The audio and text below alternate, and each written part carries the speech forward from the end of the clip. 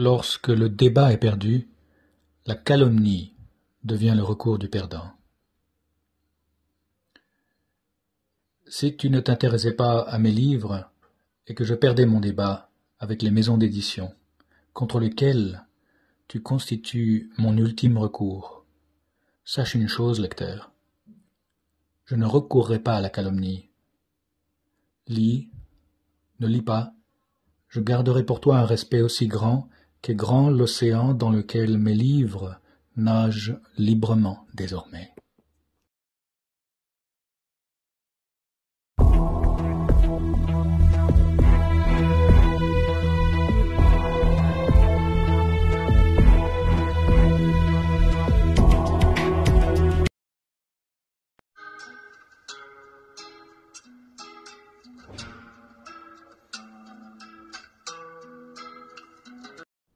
À Nîmes, il y a les arènes romaines, la maison carrée et le quartier Pisevin. Quand ils eurent visité les admirables vestiges, ils voulurent aller voir ce qui restait debout du quartier qui, naguère, faisait encore parler de lui tout autrement qu'en bien. Peu au courant, contrairement à V, des réalités que recouvrait souvent en France le terme de quartier, Emma imagina que celui-ci avait tout à voir avec la production de vin ou avec sa mise en bouteille, voire même et surtout avec sa consommation. Avec de pareils noms de lieux-dits, on ne peut plus douter qu'un pays soit le plus grand producteur de vin au monde, déclara-t-elle avec un enthousiasme de novice trompeuse de lèvres pour le breuvage divin. Pisevin, je vous demande un peu, ne croirait-on pas que les habitants, quand ils se soulagent du trop de vin, qu'à n'en pas douter ils boivent matin, midi et soir, c'est encore de vin qu'ils se soulagent. Elle se rendait à une dégustation, avec probablement présente à l'esprit l'image bruegélienne de buveurs pissant dans les caniveaux d'un quartier entièrement dédié au dieu de la vigne. Guérand, lui, s'intéressait au pisse-vin pour d'autres raisons. Certes, il aimait le vin, mais il ne buvait pas les déclarations officielles concernant l'état actuel des lieux, et pisser du sang par le nez pour s'être aventuré dans un coupe-gorge ne l'emballait pas vraiment. La situation était aigre et tournait fréquemment au vinaigre avant l'assainissement général qui, département par département, ville par ville, quartier par quartier, avait secoué la France. Pauvreté, incivisme et parasitisme étaient tombés de l'arbre, on le savait, mais à moins d'y aller voir soi-même, on ne pouvait être sûr que la vérité du terroir n'était pas diluée dans des commentaires à l'eau de rose et trop sucrés. Est-ce que le grand nettoyage avait touché, oui ou non en profondeur, le pisse-vin? Cela restait à voir, se disait Guérand avec des tire-bouchons dans les yeux. Alerté par tout ce qu'il savait du passif du dit quartier, V, on pouvait s'y attendre, déconseilla vivement ce qu'en anti-vendeur de voyage, de rêve, il décrivit comme une excursion parmi les ruines de ce que la France avait de pire. Ce n'est pas que j'ai peur pour vous de la goutte de trop, non, c'est moi qui roule, et techniquement vous ne seriez pas en état d'ébriété si vous tâtiez de la bouteille. J'ai peur de la balle perdue, la balle pressée, pas plus grosse qu'un raisin, mais qui vous foule son homme. Il y a 7 ans, un gamin du coin, s'en revenant de l'école, s'est trouvé au milieu d'une fusillade, et s'en est pris une dans le gobelet. Vendange prématurée. Voilà ce que vous risquez si vous mettez le pied chez ces pisse vindictes, et voilà ce que je risque moi aussi, car je ne suis pas blindé, protesta V, qui, si on lui avait demandé à ce moment précis ce que son initiale voulait dire, aurait répondu à n'en pas douter, la voix de la raison. La voix de V fut entendue, mais pas écoutée. Emma et Guérand ayant choisi, après mûre réflexion, de croire ce que rapportait la voix du peuple, le nouveau journal, ainsi appelé en l'honneur de Proudhon, sur l'énorme transformation des cités.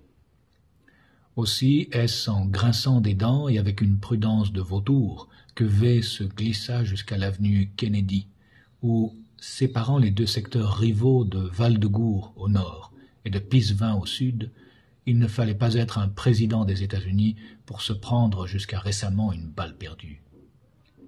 Côté Val-de-Gour, la barre Galilée avait été dynamitée, si bien que, de la colline dominant le paysage, la vue sur les vignes qui avaient donné leur nom au quartier Pisevin était à présent dégagée. Redoutant le contact imminent avec l'ennemi, V s'avança prudemment dans la ZUP où il était impossible de porter une ZUP, avait plaisanté Emma à l'heure de se demander ce qu'elle allait porter ce jour-là. Informée des restrictions vestimentaires, informée des restrictions vestimentaires qui régnaient autrefois, elle avait décidé à voix haute qu'une seule paire de jambes nues dans une rue serait à ses yeux un éclatant signe de victoire. Au risque de passer pour un pervers, Guérand insista pour qu'ils envoient au moins 2, avant d'ajouter que d'autres conditions, à son avis, devaient être remplies pour qu'ils se disent en sécurité. Il n'eut pas le temps de les énumérer. Droit devant, bande organisée, caïds de quartier, abandonnés, caillasseurs de bus, on nous attaque, s'écria V à l'approche de quelques jeunes qui, de plus près, s'avérèrent ressembler en tout point dans leurs uniformes à des collégiens ordinaires. Parmi eux, 2 filles de l'âge d'Emma, bras dessus, bras dessous, agitaient librement, l'une des jambes brunes, l'autre des jambes blanches, dans des jupes à carreaux bleus et verts. Emma poussa un cri. « 2 victoires, V, 2. Tu peux déverrouiller à présent, on veut sortir. » La mort dans l'âme et le moteur au désespoir, V dut s'exécuter. Après avoir répété qu'il mettait les pieds dans une poudrière et que même s'il n'en avait pas l'air, le terrain était miné, il les déposa devant un bâtiment qui pouvait être un bon endroit pour un guet-apens, mais qui avait du moins l'avantage d'être central et, apparemment, plutôt animé. C'était le centre social Les Sans-Couleurs. Il aurait dû en être informé, mais comme il refusait de croire que son système de géolocalisation pût fonctionner dans une zone en guerre, il se contenta de regarder Emma et Guérand y entrer, sans savoir dans quoi ils s'engageaient. Coïncidence ou entrisme, à l'interface entre les différentes communautés se mélangeant dans le quartier au nom riche en tanins, se trouve un Chinois. Il les accueille et, non, affirme-t-il, comme habitué à prévenir la question, il n'est pas stipendié par Pékin. Bénévole au centre social, il est du cru, né au Pisevin. Ceux qu'enverrait Pékin s'en iraient vite, et ils ne tiendraient pas leur vin, soutient-il. Et puis, ce serait à coup sûr des pisse-vinaigres. Cela dit, la Chine, il est contre, tout contre, comme disait Sacha Guitry. Un ado qui, avec un éclairage moins clément, passerait pour une petite terreur, le gratifie d'une tape amicale sur l'épaule en passant. Un autre ébruite son nom en l'interpellant. « Ni rao, monsieur Zhang !» Monsieur Zhang sourit de toutes ses dents et répond dans un chinois qui, au chinois d'Emma, serait ce que le jambon en conserve est au jambon frais. Il en est conscient, non de sa façon de sourire toute dents dehors, qui confirme ou renforce, encore que plaisamment, un stéréotype qu'il ne combattrait pas forcément mieux s'il serrait les dents, mais du côté « j'ouvre une boîte de conserve » de son chinois parlé, car il éprouve immédiatement le besoin, sans doute très français, d'abondamment s'en justifier. Ses parents, peut-être les seuls parents chinois de France, dit-il, comme s'il lisait « J'accuse », ne l'ont pas fait aller à l'école chinoise le samedi et le dimanche. Ils voulaient que mon intégration soit parfaite et sans bavure, eux qui bavassaient un peu, il faut bien le dire, quand ils parlaient français. Ils n'ont pas réfléchi au fait que grandir dans le réduit étroit d'un quartier où la langue de Molière se faisait exploser à chaque pas serait plus fatal à l'avancée de mon français que de partager l'espace de mon crâne avec du chinois. Explique-t-il, plus qu'il n'accuse, mais sans manquer de confirmer l'idée, pour Emma un peu moins préconçue à chaque phrase, que tout le monde en banlieue, même les Chinois, rime comme ils respirent. Et à la crainte de mes parents que mon français puisse n'être que superficiellement enraciné et mal enchaîné à la culture d'ici, a succédé pour moi la crainte que mon chinois soit à jamais sans lien avec la langue de leur vieille patrie et dépourvu de lieu. Quelle ironie, bonne mère! Ils veulent m'intégrer, et ce faisant, ils désintègrent en moi celui qui voudrait un jour, en leur honneur, pour leur ressembler, ne fût-ce qu'un peu, parler et écrire un excellent chinois. À la surprise de Guérand, pour qui l'affaire est entendue, M. Jean retourne aussitôt les conclusions de son réquisitoire contre l'assimilation, car c'est bien cela, que ses parents avaient pour lui en tête, et se déclare, au risque d'abuser de la formule, contre, tout contre l'assimilation. C'est le prix à payer, déclare-t-il, pour parler tous de la même voix sur les questions sensibles et éviter de nouvelles guerres civiles. Il faut une grammaire sociale commune, voyez-vous, faute de quoi les erreurs de compréhension donnent vite des résultats catastrophiques au contrôle continu du vivre ensemble. Dans les quartiers où l'instinct de survie est beaucoup plus développé, dit-il en avisant adroitement les chiquenaudes qui lui arrivent aux oreilles par derrière, on a compris avant les autres que c'était l'Europe et l'Asie ou l'euthanasie. Les Français sont parfois foutrement anti-chinois, pour ne pas dire fada, mais là, le choix était trop terminal pour laisser les foutriquets décider pour eux et laisser le désir de mort et de dissolution. Zut! Et laisser le désir de mort et de dissolution de quelques-uns l'emporter au nom de la majorité. Ils voulaient vivre, et, si possible, pas trop mal, leur déclin programmé. Quant à nous, habitants des banlieues et quartiers, nous qui, si la majorité voyageait en classe économique, vivrions au mieux notre voyage ici-bas dans la soute à bagages, et au pire dans les ailes, ou accrochés au train d'atterrissage de l'avion, ça faisait longtemps qu'on était avisé pas plus haut que l'horizon de la survie. Derrière M. Jean, les applaudissements éclatent et les commentaires fusent. Dans les ailes de Lyon-Va ou la soute à Gage-Bas, Tarpin, mon ref, t'as trop la tchatch. Lui sourit, rougit à peine, quand l'un des plaisantins le déclare empégué et méché, à 10 heures du matin, et ne se gendarme même pas lorsqu'on l'invite à aller prendre un autre jaune. Pastis. Qui aime bien charrie bien, déclare-t-il, pacificateur, tandis que la troupe qui l'encercle à demi fait un tonnerre de « fan des putes, tu te gaves, t'es pas pichard avec les mots, tu nous bombardes ». Par-dessus lequel l'animateur tente de faire redécoller son discours. Je parlais de vivre pas trop mal le déclin. Or, le déclin de l'Europe se décline, si je puis dire, de différentes façons, selon que l'on se trouve au sud, au centre ou au nord, selon aussi le positionnement adopté avant qu'on sache si l'Asie allait s'imposer et surtout comment elle allait s'imposer. Ces choses-là ont eu évidemment des conséquences et continuent d'avoir des répercussions. Cela dit, certaines régions, n'ayant pas complètement oublié leur latin, déclinent mieux que les autres, déclare avec un clin d'œil entendu le sino-provençal. Emma et Guérand se regardent étonnés, pendant que, tel un chœur, le demi-cercle de jeunes entourant M. Jean improvise un slam sur les mots « conséquences » et « répercussions ». Qui, de la fille ou du père, aurait pu dire qu'un franco-chinois né au Pis-20 leur offrirait le premier exemple vivant d'humour méridional? Et tant pis si les trois éléments les plus importants selon Sandrard, le scatologique, le scabreux et le charnel, en étaient clairement absents, puisque les jeunes qui le flanquaient palliaient collectivement ces insuffisances.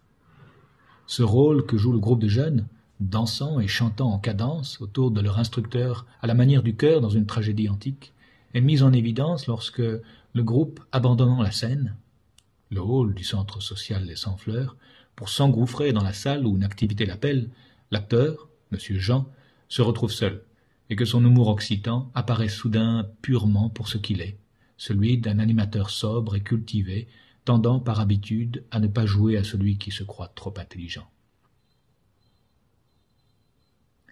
Bientôt 10 ans, noce de papier, n'est-ce pas, qu'est parvenue pour la première fois très clairement à nos oreilles l'annonce de la mort de l'Europe.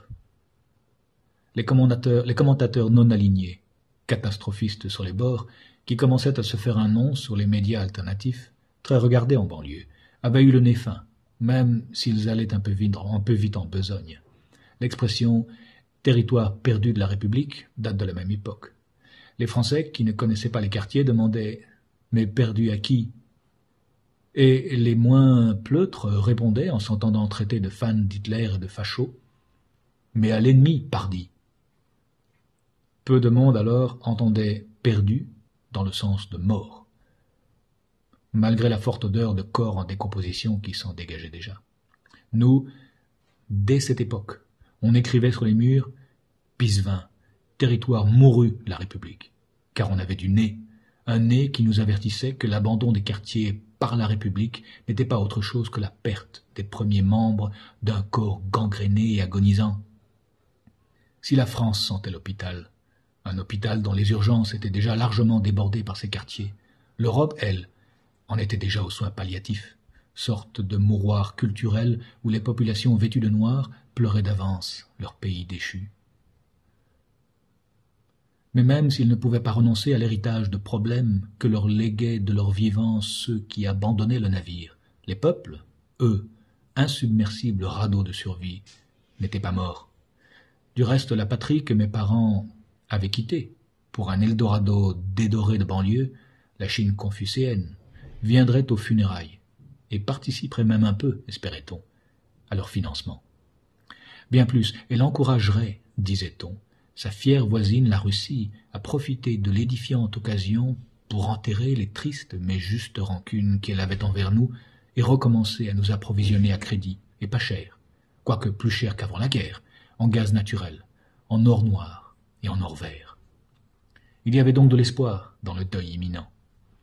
Le renouveau se cherchait déjà des voix sûres dans la population pour se faire entendre.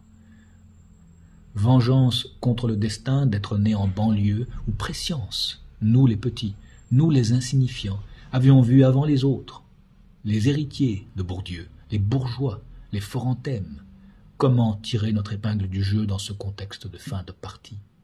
Nous étions des trafiquants de drogue, nous serions des trafiquants d'espoir. Nous étions, comme disaient les hypocrites, dont l'approvisionnement ne souffrait pas de retard, la plaque tournante des stupéfiants. Comment ceux-ci auraient-ils vu, depuis leur tour d'ivoire, que nous qui dans nos banlieues nous trouvions à la périphérie des choses, nous étions déjà au tournant, au coude de l'histoire, prêts à tout plaquer pour nous transformer en un levier avec lequel pourrait être renversé leur petit monde sans aplomb, heureux et déséquilibré. L'idée de revenir à la France de la Révolution, à la maison mère de l'idée révolutionnaire, emporta d'autant plus notre adhésion que nous comprenions mieux que personne, que sans une révolution dans les mentalités, nous sombrerions avec la France de la désolation. La France ne s'aimait pas. Nous n'aimions pas la France qui ne s'aimait pas, mais elle nous aimait moins encore que nous la détestions. Elle se perdait dans sa recherche de la culpabilité absolue. Nous ne pouvions plus nous perdre nous-mêmes en représailles à coups de couteau absolu. La banlieue serait le second degré de la France, qui envisageait littéralement de mourir. Pour survivre, stupidement survivre, nous l'avions inondée de stupéfiants. Notre destin était maintenant de la stupéfier par notre comportement. Nous y regagnerions notre honneur, l'honneur perdu de la République, cette cagole des quinries, comme on dit ici. On aimerait dire quand rien ne va plus. On efface tout et on recommence. C'est qu'on ne voit pas, quand rien ne va plus, ce qu'il suffirait de changer dans ce tout pour qu'il recommence, sans que plus rien en lui ne soit comme avant. Le monde dans lequel on vivait mourait ou était déjà mort. On pouvait disparaître avec lui, comme en Inde ces femmes qui se jettent encore bien vivantes, tradition sublime mais horrible, dans le bûcher de leur époux. En banlieue, certains furent séduits par cette idée. Après tout, les quartiers s'étaient souvent embrasés à la mort d'un des leurs.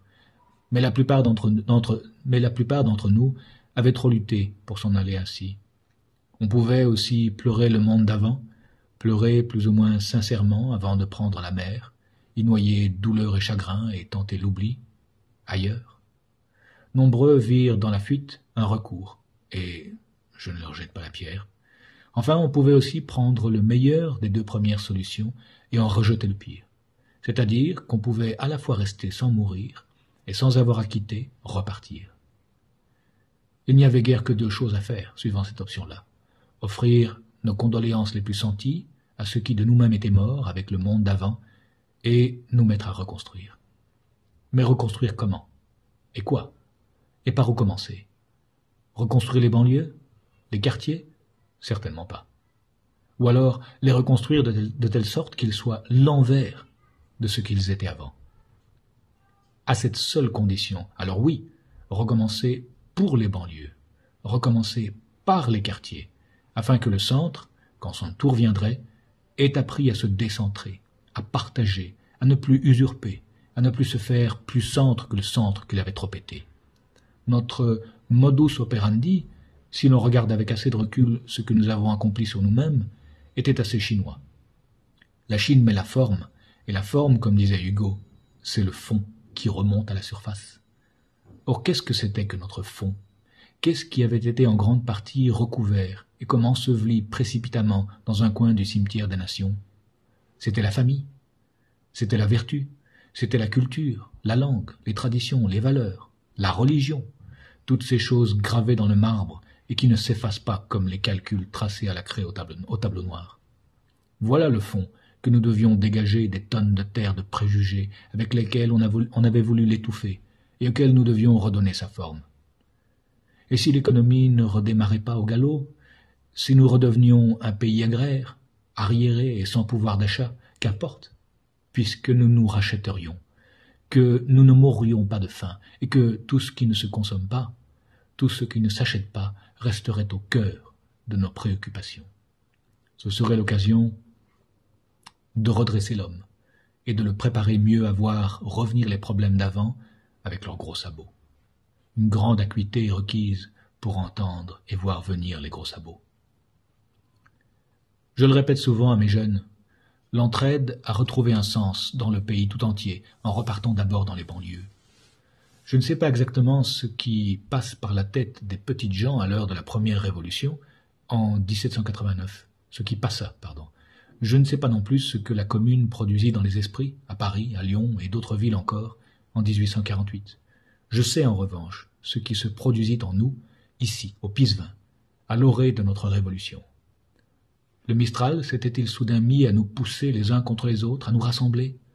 Ou soufflait-il dans notre direction la fumée montant déjà dans notre imagination du tas de substances illicites dont nous avions décidé, entre habitants de bonne volonté, de débarrasser le quartier une fois pour toutes?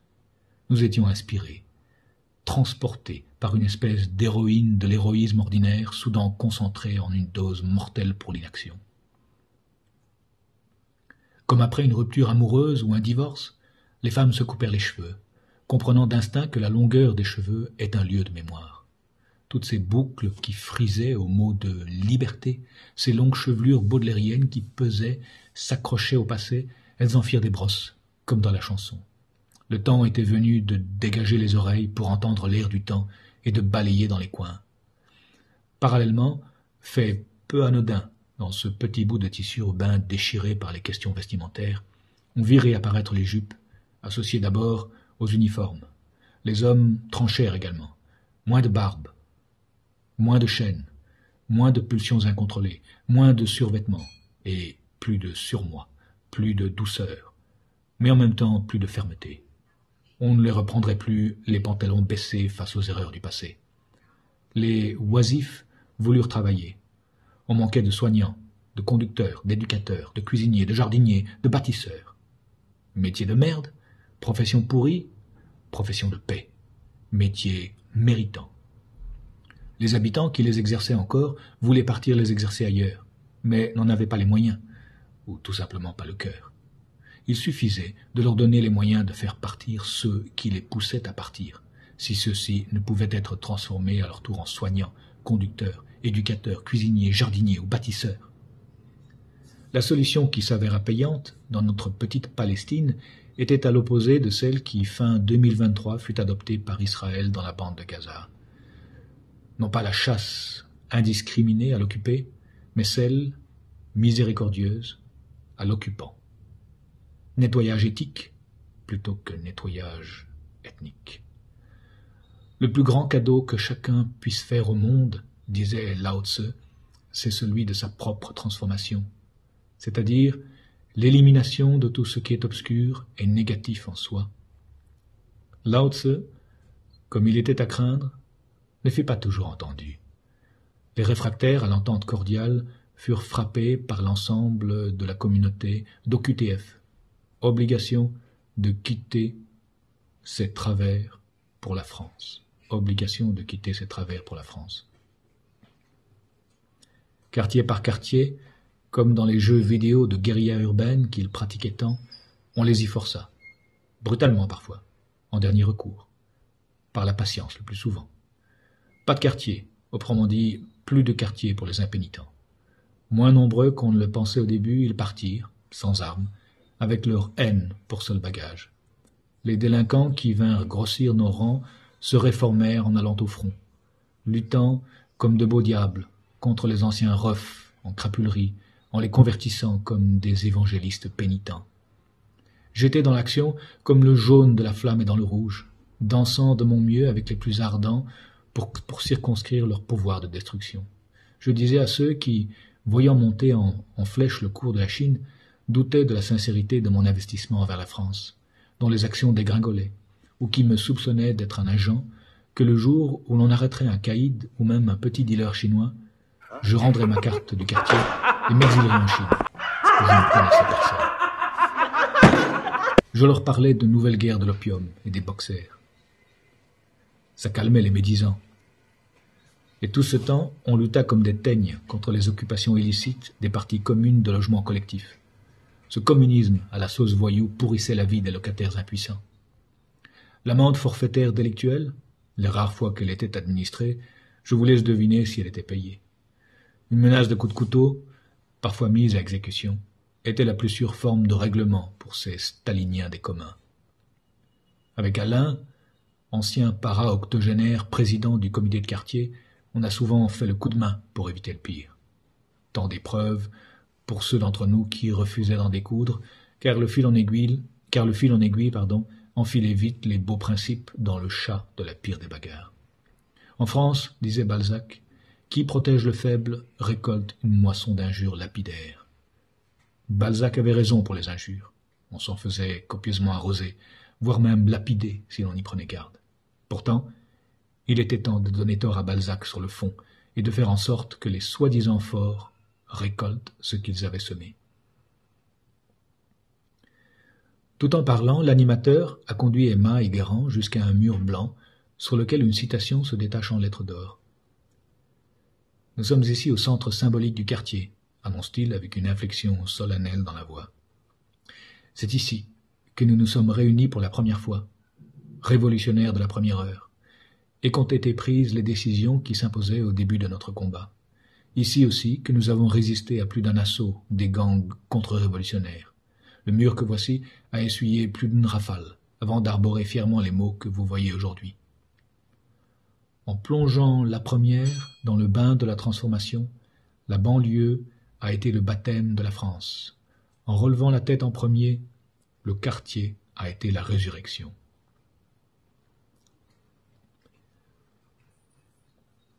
Zut.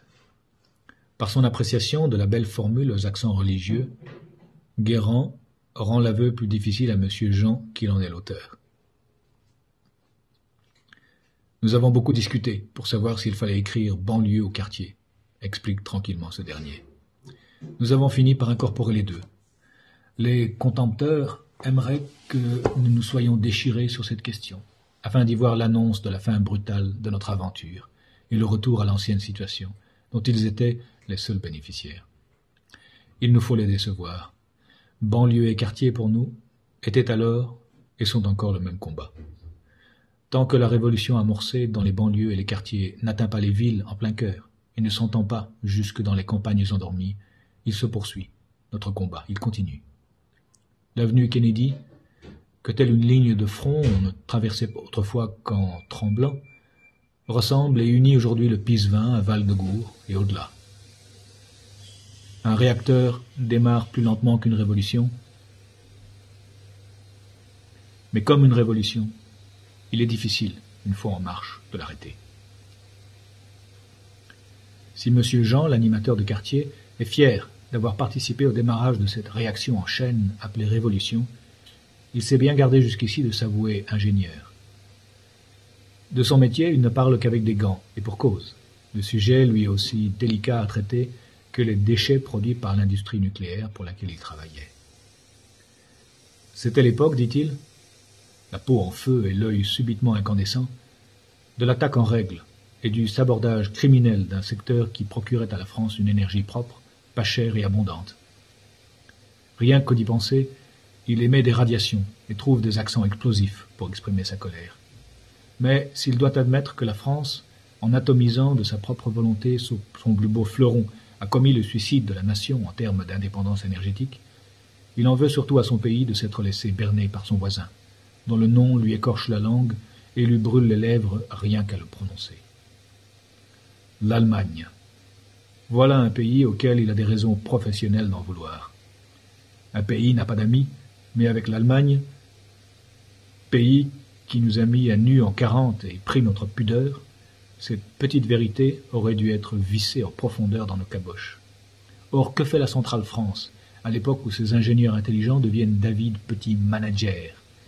Au lieu d'enterrer toute possibilité d'amitié pour une période radioactive au moins aussi longue que celle du lutécium, isotope 176, elle se couche dans le lit encore fumant de l'ennemi d'hier et se complaît dans l'idée d'un couple franco-allemand.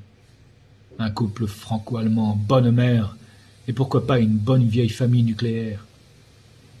L'enfant du reste était déjà conçu, du moins dans l'esprit du père. Il s'appellerait trahison. Les Boches, désolé, ça rime avec mon caboche, employé plus haut, noyautèrent les groupes politiques qui saboteraient en douceur notre programme nucléaire.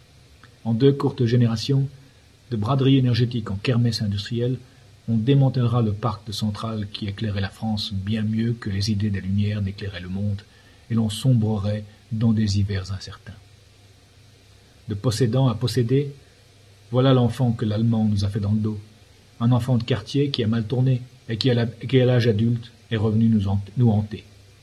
Les gens que j'accuse, je ne les connais pas, ni d'un côté ni de l'autre. Ils ne sont pour moi que des entités, des esprits de malfaisance sociale. Froids comme un métal de blindage contre les rayonnements, ils ont montré leur vraie nature de particules néfastes, naviguant partout avec leur charge négative à l'encontre du courant. Sa mise à la retraite prématurée a été compensée et comme rendue plus légère par la désindustrialisation outre-Rhin et l'effondrement subséquent de l'économie de l'infamant voisin. Bel exemple de pays ayant perdu son latin, l'Allemagne, dit-il dans un soudain regain de couleur. Bel exemple de pays ayant perdu son latin, l'Allemagne, dit-il dans un soudain regain de couleur. Quelle belle revanche que d'assister, 20 ans après leur triomphe, à la lente agonie des vers allemands. Ah, ils ont appris à décliner le mot déclin sur tous les tons, les brûleurs de charbon. Pendant ses études de physique et chimie industrielle, il s'était fait plus d'une fois brocarder par les verts, lui, le jaune, le briseur de grève contre l'industrie qu'il déclarait révolue. L'énergie nucléaire, pour laquelle il luttait, rejaillissait dans ses prises de position enflammées. Et même si sa couleur de peau ne lui donna pas raison dans les débats tronqués d'alors, l'adoption du nucléaire par la Chine, et comme dans une réaction en chaîne, par toute l'Asie centrale, l'a justifié, à quelques 20 années de distance dans ses grands choix. Le rouge est la couleur des amants du nucléaire. Les Schleux ont vu en la matière beaucoup moins loin que les Chinois. Dans pas longtemps, Superphénix va renaître de ses cendres, déclare l'animateur, avec qui l'ingénieur, regardant vers demain, semble maintenant fusionner. 10 ans qu'on travaille à cette renaissance. La France est appauvrie en sabotant un programme nucléaire qui lui donnait 20 ans d'avance sur les autres. Soit. C'est avec de l'uranium appauvri que nos réacteurs vont produire l'électricité qui assurera le renouveau d'une France elle-même régénérée. Trop content d'avoir une Chinoise sous la main, M. Jean, le Chinois contrarié, invite Emma à passer une après-midi au centre social pour, dit-il, frayer avec les embryons de racailles qu'ils essaient de féconder avec les éléments d'une vie plus saine. On les enrichit, on les bombarde avec des électrons positifs. La famille, ils connaissent parfois, mais quid de la participation aux tâches ménagères, au civisme, au petit savoir-faire qui produisent pour tous et à peu de frais une énergie positive, dont l'atmosphère se trouve comme réchauffée. Et puis on leur apprend le chinois, les rudiments, assez, d'après Zola, à dégager l'homme de la brute. L'atelier Noachi, comme on dit ici, est haut la main le plus demandé. Dès les premiers cours, je découvre que mes élèves accrochent, tandis que les petits futés découvrent plus vite encore qu'en tant que professeur, je ne suis pas une autorité. De temps à autre, L'Institut CEFU nous détache un stagiaire qui, bien que généralement inexpérimenté, peut toujours faire entendre un meilleur accent chinois que le mien. Mais les stagiaires repartent vite, cacher leur acné dans un bureau climatisé, car du côté de l'Institut, on n'a pas encore percuté. La peur de la balle perdue fait qu'on n'a pas encore pris la mesure de l'important potentiel des quartiers pour le rapprochement franco-chinois. En attendant, toujours à la pointe, au PIS 20, on prend les devants. Le but pour nous au centre est de convaincre les jeunes et les moins jeunes qu'il y a une part de gâteau à gagner par l'apprentissage d'une langue comme le chinois. Car tandis que chez les Français, se voyant comme les vrais gardiens d'une langue qu'ils pensent menacée par le chinois, de la même manière qu'elle était menacée naguère par l'anglais, c'est la méfiance pouvant aller jusqu'au silence de la mer. Dans les quartiers, en revanche, on apprend volontiers le nuashi, de sorte qu'il y a là un vivier d'intermédiaires et, pourquoi pas, d'interlocuteurs privilégiés. Les habitants des quartiers défavorisés croyaient n'avoir droit qu'aux gâteaux de plomb ou de boue, et voilà que quelque chose qui sent bon le profit et l'accomplissement personnel leur est présenté, derrière une vitrine qu'ils ne peuvent briser, mais qu'il s'agit au contraire de traverser par la parole. Apprendre le chinois est la traduction du désir d'être enfin... Pardon pour cela encore. Apprendre le chinois est la traduction du désir d'être enfin parmi les premiers du côté qui compte. Ce n'est pas un détail à mes oreilles attentives que le rapide remplacement des wallah et des hes par des équivalents chinois. Croyez-moi, ces jeunes, si leur travail paie et que leurs rêves se concrétisent, seront moins fiers de porter de beaux vêtements fabriqués en France que d'exprimer les couleurs d'une France qui croit en eux dans un élégant chinois. Ravi du stage qu'on lui propose dans une école qui n'en est pas une, mais qui passera aisément pour telle aux yeux de sa maman, Emma accepte de participer à l'atelier Nuashi, pour être ne serait-ce que quelques heures du côté où l'on parle le verlan, le vrai. Monsieur Jean initie Emma à ce complément de langage, qu'il ne parle pas volontiers, mais qu'il comprend, puisque tous ses camarades le parlaient à l'école, et que c'est le sel des propos des jeunes de qui il s'occupe au centre.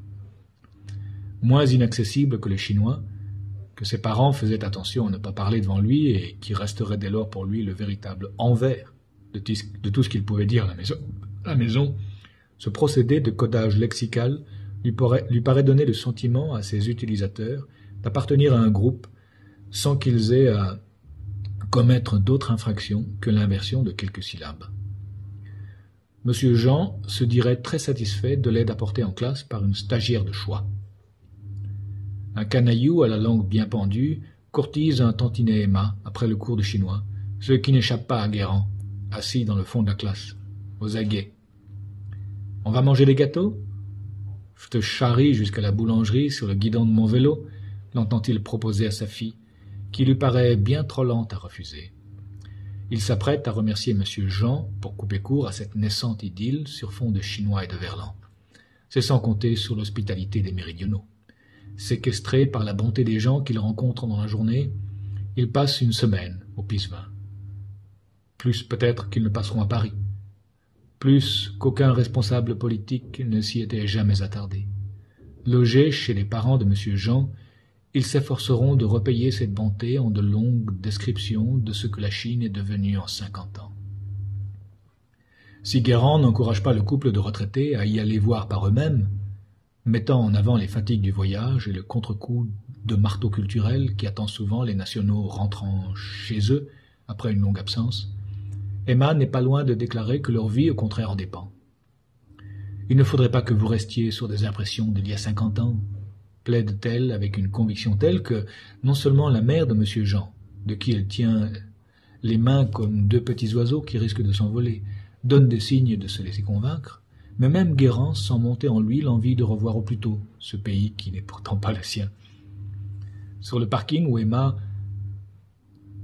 a obtenu la promesse en chinois de ses élèves qu'il ne lui arriverait rien de fâcheux, V en est à son 100e message, les suppliant de s'exfiltrer, prétextant entendre des tirs de mortier là où il n'y a que d'inoffensifs pétards, envoyant des photos de badauds qu'il décrit comme des individus patibulaires et déjantés. Emma rirait de V et de ses textos paniqués jusqu'à ce qu'il envoie à Guérand une photo compromettante d'elle et de l'élève qui le premier jour lui avait proposé les gâteaux. Boudiou, papa, on n'a rien fait de mal, déclarerait-elle, sommée de s'expliquer, tout en réfléchissant déjà à ce qu'elle pourrait révéler à propos de V pour se venger. On va pas s'emboucaner pour un baiser, mais à tout prendre, qu'est-ce? Un serment fait d'un peu plus près? Une promesse plus précise? Un aveu qui veut se confirmer?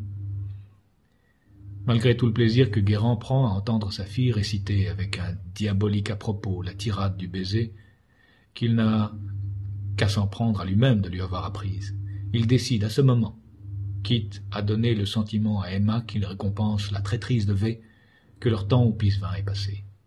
En l'espace d'une semaine, Emma a fait des progrès si nets en verlan que, sans trouver la pratique rétrograde, Guérand commence à trouver que cela suffit. Par ailleurs, M. Jean a noté l'intérêt très marqué d'Emma pour les graffitis. Aussi lui propose-t-il, avant qu'elle ne s'en aille, de laisser quelque chose d'elle sur le mur de son choix. Après que Guérand lui a refusé de découper en creux les lettres qu'elle voudrait bomber,